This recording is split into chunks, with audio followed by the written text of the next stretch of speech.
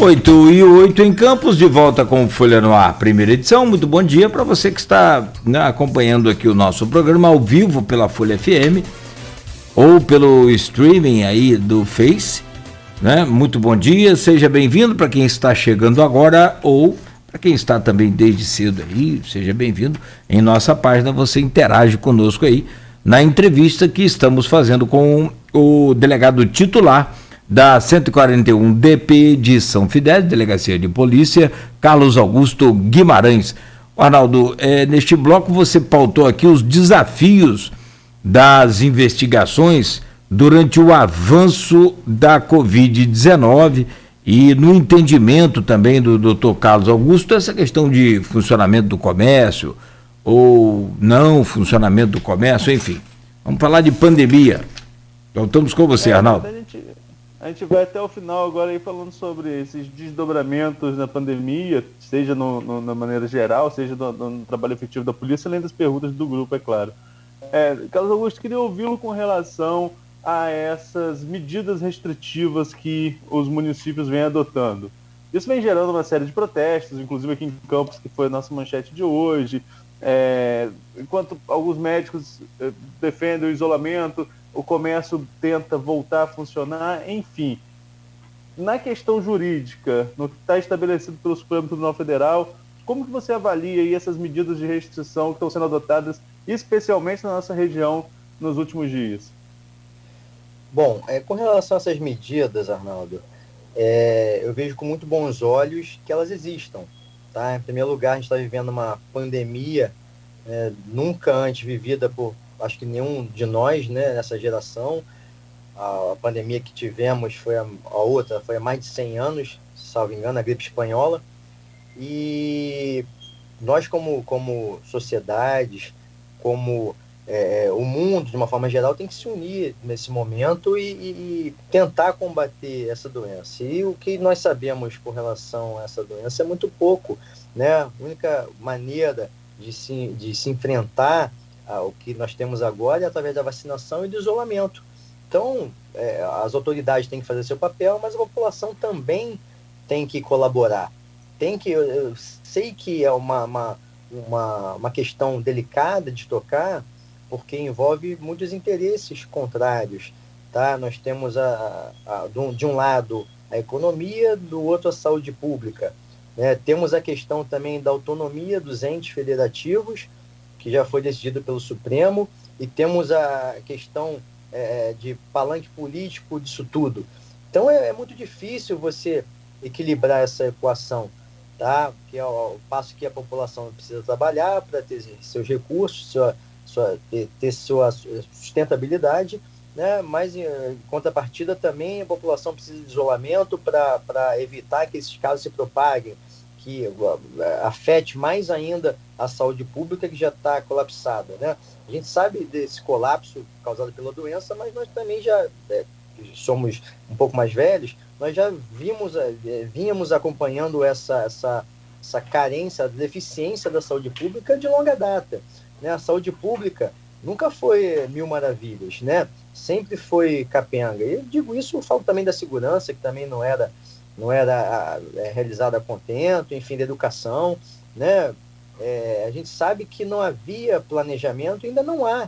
Mais de um ano desde o primeiro caso de aparecimento da doença aqui no nosso país, né? E até agora as pessoas ficam discutindo o que fazer, né? As autoridades teriam que ter tomado uma iniciativa mais dura, mais rígida no começo, já se programado. Né? O que eu percebo aqui no nosso país é que as autoridades elas só reagem aos acontecimentos. Elas não se planejam, não há uma previsão de acontecimentos futuros. Como em qualquer empresa privada você tem. Né? Quem se planeja, quem se programa, né, fica mais imune a esses riscos todos. Tá? Só que a gente começa a perceber que além da questão da política, né, partidária, isso atrapalha muito essa tomada de decisão, né? Como você falou, com relação à questão das prioridades, fica um jogando contra o outro, um jogando para a galera, todo mundo querendo se autopromover, todo mundo querendo ali seus 15 minutos, entendeu? E fica difícil resolver uma situação que é crítica e que é séria. entendeu? Então, essa questão tem que ser resolvida. Ainda que sacrifique um pouco um lado, né, em detrimento do outro, tem que ser feito alguma coisa. Com relação às manifestações, como você disse, elas são pertinentes porque são manifestação de um direito constitucional. Agora, a gente sabe no mundo jurídico que nenhum direito constitucional é absoluto. Né? Ele pode ser restringido, sim, em detrimento de outros. Nós temos outro direito constitucional aí, que é a saúde. Tá? E a saúde, né, acho que nessa altura do campeonato, em primeiro lugar. Ninguém está impedindo ninguém de se manifestar. Só que, poxa, pode se manifestar por outros modos, que não aglomerando. Assim como foi decidido, aliás, vai ser decidido hoje, salvo engano, a questão da manifestação das entidades religiosas, vão poder se manifestar, exercer seus cultos. O que a sociedade tem que entender é que ninguém está tolhindo direito fundamental de se expressar religiosamente. Só que existem diversas maneiras de você manifestar a sua religião, né, no atual momento, na atual conjuntura, por redes sociais. E o dízimo dá para pagar também por contas bancárias. Agora, se não querem depositar em conta bancária, é um outro problema que não cabe a mim dizer, especificar, entendeu? Se vai deixar rastro para algum tipo de situação, de verificação junto à Receita ou autoridades investigativas, não me interessa. Agora, que existem outros mecanismos, outras maneiras de você exercer a sua fé, existem, entendeu? Não necessariamente precisa aglomerar, entendeu? Certo. Agora, com relação à questão, até mesmo dentro do ordenamento jurídico, a pessoa que descumpre um decreto, ele está, um decreto desse caso de saúde, de medida sanitária preventiva, como é o caso desse que prevê aí fechamento de comércio, evitar a circulação de pessoas, que a gente está descumprindo um artigo do Código Penal. Acho que aqui na nossa região nem tanto, mas será que aumentou de maneira geral para a polícia o número de casos em cima desse artigo, 268, se não me falha a memória? Deixa eu buscar aqui ajuda, isso, 268 do Código Penal. Quando que ele pode ser invocado nesses casos? Exatamente, Arnaldo. Esses casos, né, pode até não ser noticiados, mas eles vêm acontecendo sim. Pessoas que têm promovido festas clandestinas, inclusive São Fidélis, como foi dito, uma cidade pacata, né, acontece muita coisa lá também. Lá, inclusive, tiveram 2 ou 3 casos de pessoas que já tiveram anteriormente ao descumprimento do decreto o local interditado pelo Corpo de Bombeiros, tá? Porque não tinham licença, não tinham alvará, e, inclusive, depois desrespeitaram também decretos restritivos durante a pandemia e vão incidir, sim, também nesse artigo 268. O ato de você romper um edital de interdição de uma autoridade pública e o fato de você promover esses encontros clandestinos também na época de pandemia são 2 crimes, tá? A inutilização de edital público, né, que é você romper o lacre ali, você abrir o local que está interditado, e também esse 268 que você citou, que é o descumprimento das medidas protetivas, as medidas sanitárias, né, de isolamento que são editadas pelo ente, seja pelo município, pelo estado ou pela própria União. Então as pessoas respondem. O problema disso tudo é a questão prática. Mas responde pelo crime, mas não fica preso, porque a pena, né, é sujeita ao rito da lei de juizados. Então a pessoa, sem um termo de compromisso, é liberada. Assim como aconteceu lá, naquele caso do Gabigol, lá em São Paulo, estava num cassino clandestino lá, assinou e foi para casa, nunca seria preso porque a pena é de menor potencial ofensivo, entendeu? Então a gente esbarca algumas questões práticas, né, que também deveriam ser antevistas pelo legislador. Nosso Código Penal, ele data de 1940 e é uma verdadeira coxa de retalhos, né? Quando eu falo que as autoridades, digo as autoridades máximas do país, elas reagem aos acontecimentos porque elas não preveem o que pode acontecer e não se antecipam, elas só fazem depois do caos instalado, do problema já acontecido, das mortes, etc. Entendeu? Casos assim emblemáticos, né, como por exemplo de tragédias de Brumadinho, foi um exemplo clássico disso aí, que só foram modificar a legislação sobre barragens posteriormente. Então são tragédias que são anunciadas, mas que as autoridades só tomam as medidas que devem ser tomadas posteriormente. Isso é inócuo. foco. Isso, depois que acontece, as vidas já se foram, não voltam mais, né? E não surtem muito efeito, né? Até aguardar a próxima tragédia. Tem aqui, a gente podia continuar na questão da pandemia, e nós vamos continuar na pandemia, falando sobre essa questão da pandemia, mas tem uma pergunta aqui nos comentários aqui do Facebook da Folha, do Rodrigo Gentil, que o Cláudio já registrou mais cedo, e eu vou repassar a você, Carlos Augusto. Ele salienta aqui que você já está na titularidade da DP de São Fidélis há mais de 2 anos, salvo o melhor juízo. Então, nesse sentido, gostaria que você informasse aos ouvintes, em especial aos fidelenses, quais foram as ações, operações tomadas à frente do DP e os seus resultados. Olha, eu já realmente atuo ali à frente de São Fidélis há cerca de 2 anos e 3 meses. Vim de São João da Barra, onde fiquei também cerca de 3 anos, 2 anos e 9 meses, se não me engano. E nós fizemos algumas atuações ali na cidade com relação ao tráfico de drogas, principalmente violência doméstica. Os principais delitos ali de São Fidélis são esses: é o tráfico de drogas e seja a violência doméstica e a violência sexual também. Existem muitos casos de crianças submetidas à exploração sexual. O tráfico de drogas também ele é bem recorrente. Então, algumas situações pontuais com a Polícia Militar, em parceria, até porque o efetivo lá é bem reduzido, bem diminuto. Então, nós já prendemos alguns traficantes, já fizemos alguns tipos de intervenção também junto à violência doméstica, né? Seja atuando no crime propriamente dito, né, nas investigações, seja através de palestras, através de reuniões, de exposições lá. Nós tínhamos reuniões do Conselho Comunitário de Segurança também, que é uma interação das polícias, Polícia Civil, Polícia Militar, com outros órgãos municipais e o próprio Conselho de Segurança, que é essa aproximação da comunidade com as polícias, né? Isso ficou, depois da pandemia, parado, até por conta da possibilidade de aglomeração, mas o Estado está pensando em retomar as atividades do Conselho Comunitário de Segurança, tá? E o presidente lá, que é até um guarda municipal, ele já está tomando as medidas para saber de que forma vai voltar, se vai voltar de forma telepresencial, se vai fazer reuniões, né, com as pessoas afastadas. Então isso está sendo discutido ainda, mas em breve vai ser retomado. Você citou um caso aí que a gente vai retomar essa questão da pandemia, pegando um gancho no que você falou, a questão de violência doméstica, né, que você falou como um dos casos mais recorrentes em São Fidélis. Nesse período de pandemia, não só na nossa região, no país inteiro, nós tivemos um aumento de casos de violência doméstica, até por essas questões de isolamento, as pessoas têm ficado mais em casa. Aqui no trabalho da região, não só como delegado de São Fidélis, mas muitas vezes como delegado na delegacia diária, no plantão do fim de semana, você percebeu um aumento desses casos? É uma preocupação que o Norte Fluminense tem que ter, em especial para esses casos de violência doméstica? Olha, percepção de aumento eu não tive. Agora, a continuidade dos delitos, eu percebi sim. Os delitos, mesmo com a pandemia, eles não param, seja quais eles forem.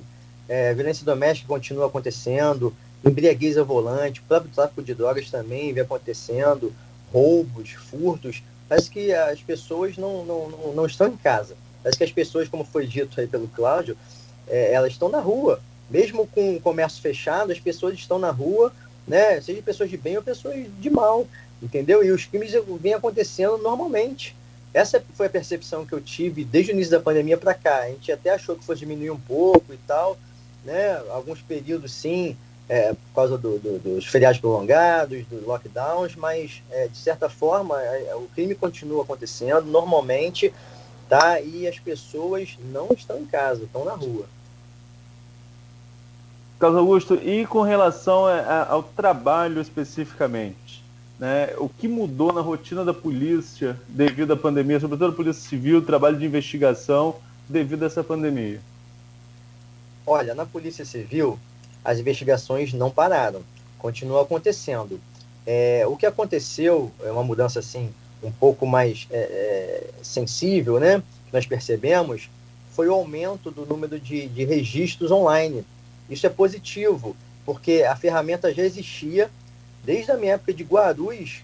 Eu cheguei aqui na região em 2012, eu era titular de Guarulhos, desde a minha época de Guarulhos, a gente já falava dessa necessidade de desafogar o balcão da delegacia, casos de sua menos importância, como perda de documento, furto sem autoria, que a pessoa podia fazer em casa, fazer online, e as pessoas, elas ainda insistiam, não, mas eu prefiro fazer aqui com o policial. Tudo bem, é direito da pessoa, então aguardava ali, às vezes aguardava um pouco mais de tempo, porque tinham outras prioridades, como prisões, como prioridades legais, atendimento de casos com criança, com idosos, deficientes, etc. Então, essas pessoas que começaram a fazer mais esse registro de ocorrência online em casa, diante da pandemia. Então, isso foi muito positivo, porque as pessoas têm o mesmo registro de ocorrência que elas fariam na delegacia, chega em casa até mais rápido, já despachado pelo delegado, tá? É o mesmo documento, né, sem mais nem menos, né? Não precisam enfrentar filas nas delegacias, desafogam o balcão da delegacia, e isso é bom por quê? Porque você como gestor de uma unidade policial, você percebe que desafogando o balcão da delegacia, você consegue botar menos policiais para fazer esse atendimento ali no balcão e mais liberar ele para atividade de rua, de investigação.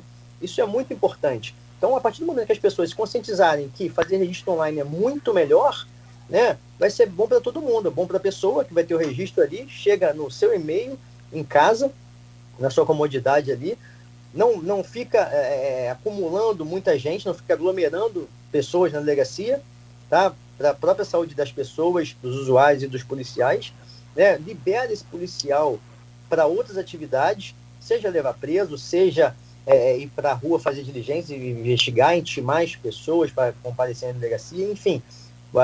Já nessa época de parcos recursos, isso é uma diligência muito boa, tá? Então, essa medida foi muito positiva, apesar de nós já termos essa medida no sistema há muitos anos. Só que as pessoas não tinham hábito, não tinham costume de fazer registro online. Só o que eu peço é que as pessoas tenham um pouquinho mais de diligência e cuidado ao fazer esse registro para abastecer de informações a Polícia Civil. Porque às vezes fica um registro capenga, digamos assim, sem informações de quem é outra pessoa, qual é o endereço, a quem procurar, e aí inevitavelmente a gente vai ter que chamar a pessoa da delegacia para que ela esclareça isso. Então, se puder, botar os dados completos. O que acontece muito, vem acontecendo muito agora na época de pandemia também, além desses crimes que já foram citados aqui, são fraudes eletrônicas, estelionatos, pessoas que ligam para os outros para enganar, para que depositem. Então, a gente precisa desses dados, precisa do beneficiário da conta, que às vezes é um laranja, uma conta que é só utilizada para isso, né? Saber a agência, para saber a competência criminal, saber o valor, se puder, um comprovante, entendeu? Porque se a atribuição não for nossa, a gente vai mandar para quem seja, com esses dados completos. Isso é muito importante. Falar que foi roubado, que foi furtado, por si só não basta. Tem que explicar o fato. Foi na rua tal, foi hora tal, estava com quem, tem câmera, não tem câmera, para facilitar o trabalho da polícia. Isso ajuda muito, né? O que a gente chama de epitâmero de quintiliano, né? Aquelas perguntas, o que, quem, quando, como, por quê, essas perguntas todas. E ali o próprio sistema já orienta a pessoa a fazer isso. Mas tem que preencher, tem que botar isso aí, que a polícia trabalha com informação, com dados. A gente não é adivinho, a gente trabalha de forma técnica. Então, se a gente tiver, quanto mais dados a gente tiver, telefone, e-mail, o telefone que foi subtraído, a gente precisa desse e-mail, precisa saber da linha, né? Veículos, placa, chassi, a própria bicicleta tem uma numeração, entendeu? Às vezes é subtraída e tem uma numeração, às vezes é recuperada e a gente não sabe nem a quem procurar, porque a pessoa não botou essa informação na ocorrência. Então, quanto mais completo tiver esse registro de ocorrência, melhor, porque aí facilita o nosso trabalho, facilita a recuperação e a devolução desses bens para essas pessoas, tá? Então, foi um ponto muito positivo a questão do registro online na época da pandemia. Agora, você citou uma questão aí, Nogueira, quer fazer alguma pergunta? Não, Beto, seu microfone está fechado, Nogueira. Desculpa. Não, é porque o Carlos Alberto, nosso companheiro, deu uma sugestão de uma pergunta aqui, até uma ideia interessante, e está relacionada a essa questão da ocorrência. E te atrapalha um pouco aí, Arnaldo, mas eu acho que vale a pena. A estatística, muitas das vezes, ela fica aquém da realidade, porque as pessoas desanimam de registrar um roubo de um telefone, de uma bicicleta, de fato isso ocorre mesmo? Exatamente. É o que a gente chama de subnotificação. Tá? Essa subnotificação, ela de fato existe porque as pessoas desistem de fazer ocorrência por diversos motivos. Ou porque se acertaram, não querem mais fazer a ocorrência contra a pessoa, ou porque acham que não vai dar em nada, mas muito pelo contrário. A estatística, ela é muito importante. E o registro de ocorrência é uma fonte assim, inesgotável, primeiro de informação, né? O banco de dados da Polícia Civil é muito fomentado através do registro de ocorrência. E segundo, a parte de estatística. A gente não pode ter medo de estatística, muito pelo contrário. A estatística serve para que os gestores em âmbito macro possam tomar suas providências, tá? Seja a alteração de legislação, seja a alteração de políticas públicas de segurança, ou até mesmo o próprio patrulhamento da Polícia Militar. Então, às vezes, a gente sabe que determinado local ele é muito propício à prática de crimes, realmente acontecem muitos crimes ali, mas para a estatística você vai ver, não tem muita estatística ali. E aí, prejudica muito esse patrulhamento, muito essa investigação, por causa disso, porque há subnotificação. Se não houver subnotificação, tá? Quanto menos houver subnotificação, melhores serão as políticas públicas de segurança, porque vai subsidiar instrumentos o gestor.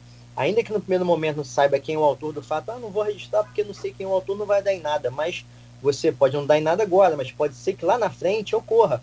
É o que eu costumo falar, diversas investigações a gente já fez, que no primeiro momento a gente não tinha autoria, mas ia vendo o padrão, ia vendo o comportamento desse autor, até que um dia esse autor é pego. E aí a gente começa a associar, seja através do tirocínio do policial, seja através do próprio sistema informatizado da polícia, a gente associa que aquele fato no qual a gente obteve a autoria, a gente começa a associar outros. Isso acontece muito com crimes de estupro, né, furtos, que tem o mesmo modus operandi, e aí as pessoas, olha, foi esse aqui, eu reconheço, tem câmera aí, é esse aqui. Às vezes tem a câmera, mas não sabe quem é a pessoa, mas aquilo está guardado, né? Não é jogado fora, não é descartado. Tá? E aí depois que essa pessoa é descoberta, a gente, olha, aquilo era você aqui na câmera, ó, não era? Aí a pessoa, era eu mesmo. E a gente desvenda um monte de crime por causa disso. Então não deixe de registrar a ocorrência. Registrar a ocorrência é muito importante, tá? Para a sociedade e para a atividade de investigação. Arnaldo, quer na sequência aí continuar o seu assunto, deixar para o... Não, vamos deixar para o próximo bloco. Peço perdão então por ter te atrapalhado aí. Nada, que isso. Obrigado, são 8h31 agora, e eu estou vendo aqui as câmeras do Senzanet, movimento normal, né, e aliás bem intenso de carros circulando pelo centro da cidade. Estou vendo aqui a Ponte da Lapa agora, né, tem bastante movimento nos dois sentidos e o tempo é chuvoso agora na cidade. São 8h32. Nós voltamos então em instantes com o último bloco do programa Folha no Ar, primeira edição. Hoje recebendo aí o Dr. Carlos Augusto Guimarães, delegado titular da 141 Delegacia de Polícia de São Fidélis. Oferecimento dos laboratórios Plínio Bacelar, da Clínica Proteus e de Dedumas Baterias.